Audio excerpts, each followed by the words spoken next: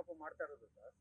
ಈ ಭೂಮಿನ ಲೇಔಟ್ ಮಾಡ್ತಾರೆ, ಆದ್ರೆ ಅದನ್ನ ಇನ್ವೆಸ್ಟ್ಮೆಂಟ್ ಪರ್ಪಸ್ ಎಷ್ಟೇ ತಗೊಳ್ತಾರೆ ಹೊರತು ಯಾರು ವಾಸಕ್ಕೆ ಬಂದಿರಲ್ಲ. ಅಟ್ಲೀಸ್ಟ್ ರೈತರಾದ್ರೂ ಇಲ್ಲಿ ಉಳುಮೆ ಮಾಡ್ಕೊಂಡಿದ್ದಾರೆ. ಅವ್ರಿಗೆ ಅವ್ರ ಸರ್ಕಾರ ಇದ್ದಾಗಲೇ ಆ ಪರಿಜ್ಞಾನ ಇರ್ಬೇಕಾಗಿತ್ತಲ್ಲ. ನಾವು ಹೋರಾಟ ಮಾಡಿದಾಗ ಅವರು ಅದಕ್ಕೆ ನಂಗೆ ಸ್ಪಂದಿಸ್ಬೋದಾಗಿತ್ತಲ್ಲ ನಮ್ಗೆ. ಅಶೋಕ್ ಅವರು ಡಿ ಕೆ ಶಿವಕುಮಾರ್ ಅವ್ರು ಮುಖ್ಯಮಂತ್ರಿ ಆಗವ್ರೆ ಅಂತ ಮಾತಾಡ್ತಾವ್ರು ಅಷ್ಟೇನೆ. ಸಿದ್ದರಾಮಯ್ಯವ್ರು ಮುಖ್ಯಮಂತ್ರಿ ಆಗಿದ್ದಾಗ ಅವ್ರು ತುಟಿನೇ ಬಿಚ್ಚಲಿಲ್ಲ.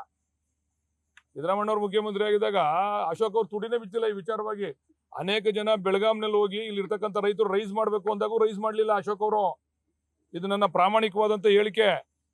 ಬೆಳಗಾಂ ಸೆಷನ್ ನಲ್ಲಿ ರೈಸ್ ಮಾಡಿ ನೀವು ನಮ್ಮ ಪರವಾಗಿ ಅಂದಾಗ ಒಬ್ರು ಹೋಗಿ ಅಶೋಕ್ ಅವ್ರ ವಿರೋಧ ಪಕ್ಷದ ನಾಯಕರು ರೈಸ್ ಮಾಡ್ಲೇ ಇಲ್ಲ. ಏನಂತ ಕೊಟ್ಟಿದ್ದಾರೆ? ಉತ್ತರ ಕರ್ನಾಟಕದ ಭಾಗದ ಏನ ಹಂಗಾದ್ರೆ ಅಲ್ಲ, ಈಗ ಕೇಳಿ, ಉತ್ತರ ಕರ್ನಾಟಕದ ಭಾಗದ ಸಮಸ್ಯೆ ಜೊತೆಗೆ ಇದು ಒಂದು ಸಮಸ್ಯೆ, ರೈತರ ಸಮಸ್ಯೆ ಅಲ್ವಾ? ಏನ್ ಯಾರು ಅಡ್ಡಾಕೊಂಡ್ಬಿಡ್ತಿದ್ರೆ ಇವ್ರನ್ನ ಎತ್ಕೋಬೇಡಿ ಅಂತ. ಆಯ್ತು, ಇಲ್ಲಿ ಸೆಷನ್ ಆಯ್ತಲ್ಲ, ಅಲ್ಲಿ ಬೆಳಗಾಂ ಆದ್ಮೇಲೆ ಇಲ್ಲಿ ಸಿದ್ದರಾಮಯ್ಯವ್ರ ಕಾಲದಲ್ಲಿ ಸೆಷನ್ ಆಯ್ತಲ್ಲ, ನಂತರ ಅವಾಗ ಎತ್ಕೋಬೋದಾಗಿತ್ತಲ್ಲ. ಬನ್ರಯ್ಯ ನೆಕ್ಸ್ಟ್ ಸೆಷನ್ ನಾನು ಎತ್ಕೋತೀನಿ ಅಂತ. ಸೆಷನ್ ಆಗಿಲ್ವ? 2 ಸೆಷನ್ ಆಯ್ತು. ಬೆಳಗಾಮಿಂದ ಬಂದ್ಮೇಲೆ 2 ಸೆಷನ್ ಆಯ್ತಲ್ಲ. ಗವರ್ನರ್ ಸೆಷನ್ ಆಯ್ತು, ಬಡ್ಜೆಟ್ ಸೆಷನ್ ಆಯ್ತು. ತಗೋಬೋದಾಗಿತ್ತಲ್ಲ ಅವ್ರಿಗೆ ಇಚ್ಛಾಶಕ್ತಿ ಇದ್ದಿದ್ರೆ. ಬಟ್ ಈಗ ರೈತರೆಲ್ಲ ಕೊಡಲ್ಲ ಅಂತಿದಾರಲ್ಲ ಆ ತರ ಇಲ್ಲ ನೋಡಿ. ಅದರಲ್ಲಿ ಬೇಕು ಅನ್ನೋರು ಇದಾರೆ, ಬೇಡ ಅನ್ನೋರು ಇದಾರೆ. ಬೇಕು ಅನ್ನೋರೆಲ್ಲ ನಮ್ಗೆ ಬೇಕು, ಅರ್ಜೆಂಟ್ ದುಡ್ಡು ಕೊಡಿ ಅಂತ ಅವರು ಏನೋ ನಾಳೆ ನಾಡ್ದಿನ ಪ್ರೊಟೆಸ್ಟ್ ಮಾಡ್ತಾರಂತೆ. ನಮ್ಗೆ ದುಡ್ಡು ಬೇಕು, ನೀವು ಅರ್ಜೆಂಟ್ ದುಡ್ಡು ಕೊಡಿ, ನಿಮ್ ಕಿತ್ತಾಡ್ದಲ್ಲಿ ನಮ್ಮನ್ನ ಹಾಳು ಮಾಡಬೇಡಿ ಅಂತೇಳಿ ಅವರು ಕೂಡ ನೋಡಿ. ಇದು ಕೊಡಪ್ಪ ಇಲ್ಲಿದು ನೋಡಿ. ಯಡಿಯೂರಪ್ಪನವ್ರನ್ನ ಭೇಟಿ ಮಾಡಿರೋದು ನಾನು ಅವತ್ತು MLA ಆಗಿರಲಿಲ್ಲ. ಅವತ್ತು ದಯಮಾಡಿ ಇದನ್ನು ನೋಡ್ಬೇಕಾಗಲ್ಲ.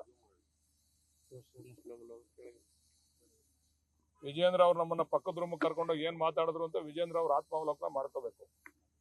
ಇದು ಯಡಿಯೂರಪ್ಪನವ್ರು ನಾವೇ ಭೇಟಿ ಮಾಡಿದ್ದು. ಅವಾಗ 1,000 ಎಕರೆ ಇಲ್ಲಿ ಅಕ್ವೈರ್ ಮಾಡಿದ್ರಲ್ಲ, ಅವಾಗ ನಾವೇ ಭೇಟಿ ಮಾಡಿದ್ವಿ. ಇದನ್ನ ಅವತ್ತೇ ಇವರೆಲ್ಲ ಕರೆದಿ ಯಡಿಯೂರಪ್ಪನವರು ವಿಜೇಂದ್ರ ಅವ್ರಿಗೆ ಅಷ್ಟೊಂದು ನಮ್ಮ ರೈತರ ಬಗ್ಗೆ ಕಾಳಜಿ ಇದ್ದಿದ್ರೆ, ಕಳ್ಕಳಿ ಇದ್ದಿದ್ರೆ, ಬಿಡ್ರಯ್ಯ ನಾನು ಯಡಿಯೂರಪ್ಪನವ್ರಿಗೆ ಹೇಳಿ ಬಿಡಿಸ್ತೀನಿ ಅಂತ ಒಂದು ಮಾತು ಹೇಳ್ಬಿಟ್ಟಿದ್ರೆ ಮುಗ್ದೋಯ್ತಿತ್ತು. ಇದೊಂಥರ ಏನಂದ್ರೆ ಅವಕಾಶವಾದಿ ರಾಜಕಾರಣ ತರ ಮಾತಾಡ್ತಕ್ಕಂಥದ್ದು. ಎಲ್ಲ ಅವಕಾಶ ಸಿಗ್ತದೋ ಅಲ್ಲಿ ಉಪಯೋಗಿಸ್ಕೋಬೇಕು ಅಂತಕ್ಕಂಥ ತೀರ್ಮಾನ ಇರ್ತಕ್ಕಂಥದ್ದು.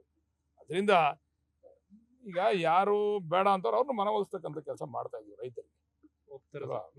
ಮೆಜಾರಿಟಿ ಜನ ಒಪ್ಪಿದ್ದಾರೆ. ಮೆಜಾರಿಟಿ ಜನಕ್ಕೆ ಏನಾಗಿದೆ ಅಂದ್ರೆ ರೆಡ್ ಝೋನ್ ಆಗಿದೆ. ನಾವು ನಮ್ಮ ಮಕ್ಳಿಗೊಂದು ವಿದ್ಯಾಭ್ಯಾಸ ಕೊಡಕ್ ಆಗ್ತಾ ಇಲ್ಲ, ಮತ್ತೆ ಅಲ್ಲಿ ಏನು ಕೂಡ ಮಾಡ್ಲಿಕ್ಕೆ ಆಗಲ್ಲ. ಅವ್ರಿಗೆ ಏನಾಗ್ತದೆ, ಮದುವೆ ಮಾಡುವಂತ ಸಂದರ್ಭದಲ್ಲಿ ಏನಾದ್ರು ಮಾರಬೇಕು ಅಂತಂದ್ರೆ ಕೇವಲ 50 ಲಕ್ಷ ಕೊಡಿ ಅನ್ನೋದು, ಒಂದು 80 ಲಕ್ಷ ಕೊಡಿ ಅನ್ನೋದು, ಇದು ಅವ್ರಿಗೆಲ್ಲರಿಗೂ ಕೂಡ ದೊಡ್ಡ ತಲ್ಲವಾಗ್ಬಿಟ್ಟದೆ. ನಾವು ಹೇಳಿದೀವಿ ನೋಡಿ, ಇಲ್ಲೂ ಕೂಡ ಹೇಳಿದೀವಿ, ಕೆಂಪು ವಲಯದಿಂದ ಮುಕ್ತಗೊಳಿಸಿ ಅಂತ ಹೇಳಿದೀವಿ ನೋಡಿ. ಪರಿಹಾರ ಕಡಿಮೆ ಆಯ್ತು ಅನ್ನೋದು ಪರಿಹಾರ ಕಾನೂನಾತ್ಮಕವಾಗಿ ಕೊಡ್ಬೇಕಲ್ಲ. ಇದಕ್ಕೆ ಪರಿಹಾರ ಯಾಕೆ ಕಡಿಮೆ ಆಯ್ತು ಅಂತ ಹೇಳ್ತೀನಿ ಕೇಳಿ. ಅವರು ಕೆಂಪು ವಲಯ ಮಾಡಿದ್ರಿಂದ ಅಲ್ಲಿ ಟ್ರಾನ್ಸಾಕ್ಷನ್ ಆಗ್ಲಿಲ್ಲ. ಯಾವಾಗ್ಲೂ ಕೂಡ ನಾವು ಸರ್ಕಾರಕ್ಕೆ ಅಕ್ವೈರ್ ಮಾಡ್ಬೇಕು ಅಂತ ಅಂದಾಗ 2 ವರ್ಷದ ಟ್ರಾನ್ಸಾಕ್ಷನ್ ತಗೊಂತಾರೆ. ಆ ಟ್ರಾನ್ಸಾಕ್ಷನ್ ಪ್ರಕಾರ ಹೋದ್ರೆ 1.5 ಟಾಪ್ ಮೋಸ್ಟ್ ಆಗೋದು. ನಮ್ಮ ಜಿಲ್ಲಾಧಿಕಾರಿಗಳು ವಿಶೇಷವಾಗಿ ಗಮನ ಹರಿಸಿ ಅದ್ಯಾವ್ದಾವ್ದು ಸುಪ್ರೀಂ ಕೋರ್ಟ್ ಆರ್ಡರ್ಗಳನ್ನೆಲ್ಲ ಆಚೆ ತೆಗ್ಸಿ ಇಷ್ಟಕ್ಕೆ 2 ಮೇಲೆ ಕೊಡ್ಲೇಬೇಕು ರೈತರಿಗೆ ಅಂತೇಳಿ ತೀರ್ಮಾನ. 2ಕ್ಕೆ ಒಪ್ಕೊಂಡು ಖುಷಿಯಾಗಿದ್ರು ರೈತರು. ಸ್ವಲ್ಪ ಕೆಲವರು ಇವರ ಹಿಂದ್ಗಡೆಯಿಂದ ಕಡ್ಡಿ ಅಳ್ಳಾಡ್ಸೋದ್ರಿಂದ ಇದು ಆಯ್ತು ಅಷ್ಟೇನೆ. ಆದ್ರೆ ಇದು ಯಾಕಾಯ್ತು? ಕೆಂಪು ವಲಯ ಆದ್ರಿಂದ ಟ್ರಾನ್ಸಾಕ್ಷನ್ ಆಗ್ಲಿಲ್ಲ, ರೇಟು SR ರೇಟ್ ಜಾಸ್ತಿ ಆಗ್ಲಿಲ್ಲ, SR ರೇಟು ಸ್ಟಾಗ್ನೆಂಟ್ ಆಗ್ಬಿಡ್ತು. ಇವತ್ತು SR ರೇಟ್ ತಗೊಳ್ಳಿ, ನೀವು 3 ಪಟ್ಟು ಕೊಡ್ಬೇಕು ನಾವು ಕಾನೂನುಬದ್ಧವಾಗಿ.